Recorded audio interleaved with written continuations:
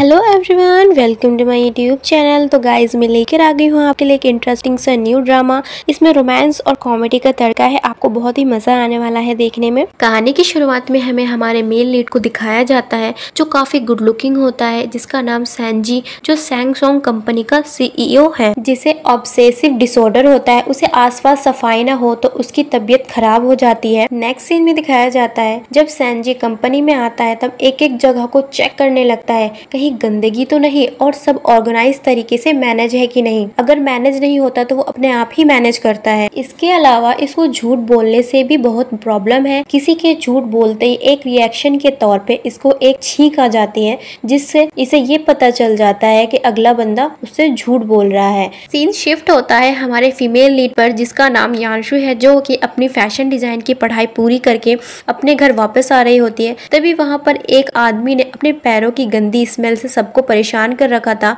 Then यांशु चालाकी से पहले तो उस पर ड्रिंक गिरा देती है।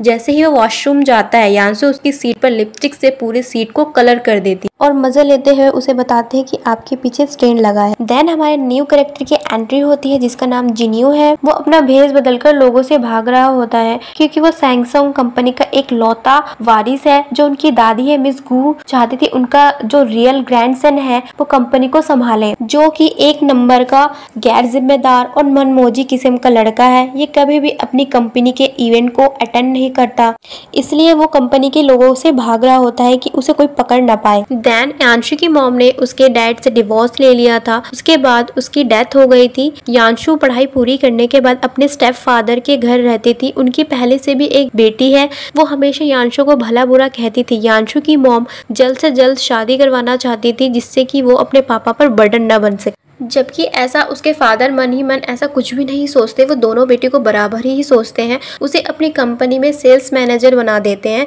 इस बात पर जो जूनियर, जो उसकी स्टाफ बहन होती है, वह काफी ज्यादा चिढ़ जाती है और इस बात पर अपने पापा के ऊपर काफी ज्यादा भड़कती है। तभी उसके पापा कहते हैं तुम दोनों ही मेरी बेटी हो। तभी उसे एक टास्क देते हैं और कहते हैं अगर तुम में काबिलियत है, अगर तुम सैमसंग कंपनी को अपनी कंपनी के साथ कॉपरेट करने के लिए कन्विंस कर दो तो मैं तुम्हारा प्रमोशन करवा दूंगा।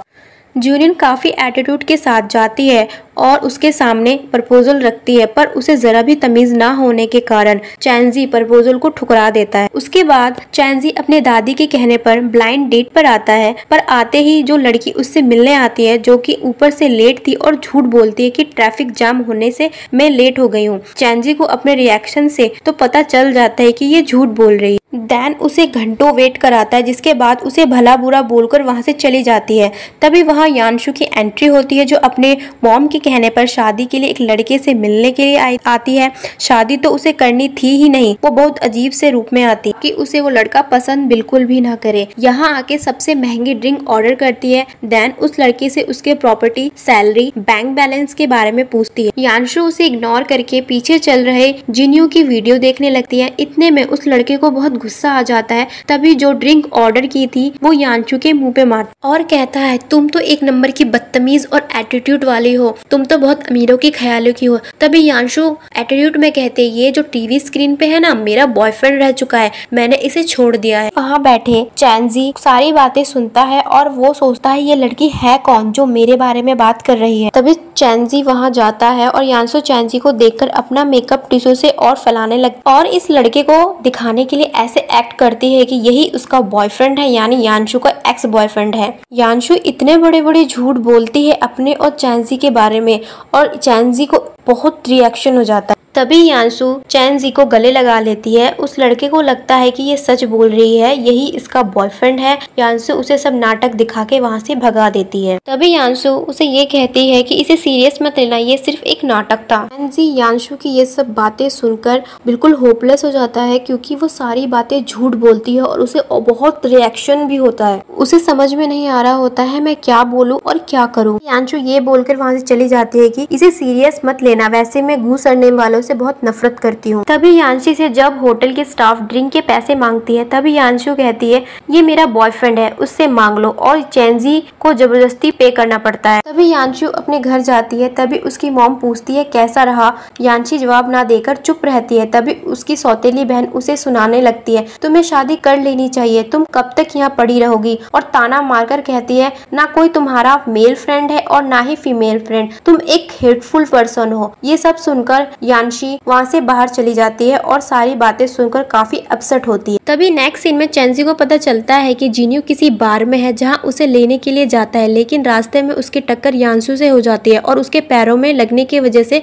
वो चल नहीं पाती। तो काफी ज्यादा सैड थी, इसलिए चेंजी का किसी भी बातों का रिप्लाई नहीं देती। चेंजी सोचता है ये शायद एक गूंगी और बहरी है, उसे ट्रीटमेंट के लिए कुछ पैसे और अपना कार्ड थमा देता है। यांशु को तो पता चल गया था कि हम पहले मिल चुके हैं, पर चेंजी को नहीं पता चला था क्योंकि उस टाइम उसने भेस बदल रखा था, जिसकी वजह से चेंजी उसको पहचान नहीं पाती। देन जिन्यू को पकड़ने के लिए चेंजी बार में जाता है। जैसे ही जिन्यू सैंजी को देखता है, वहां से उसको देखकर भाग जाता है और उसे कहता है तुम मेरे पीछे क्यों पड़े हो। तभी चेंजी कहता है तुम सैमसंग कॉर्पोरेशन कंपनी के न्यू फेस हो, तुम्हें अपनी जिम्मेदारी को एहसास होना चाहिए, तुम्हारे ग्रैंड मदर तुम्हें एक अच्छे पोस्ट में देखना चाहती है। तभी जिन्यू कहता है मैं ये सब नहीं संभाल सकता, मुझे इनमें कोई इंटरेस्ट नहीं है, आंखों में धूल झोंककर वहां से भाग जाता है। देन जिन्यू को दिखाया जाता है जो काफी परेशान होती है, जो उसके फादर ने टास्क दिया था कि सैमसंग कंपनी के साथ कॉपरेट करने के लिए, बट चेंजी ने उसको मना कर दिया था। तभी ये सब सोच के वो चेंजी को बातों को याद करती है कि उसने क्या क्या बोला था।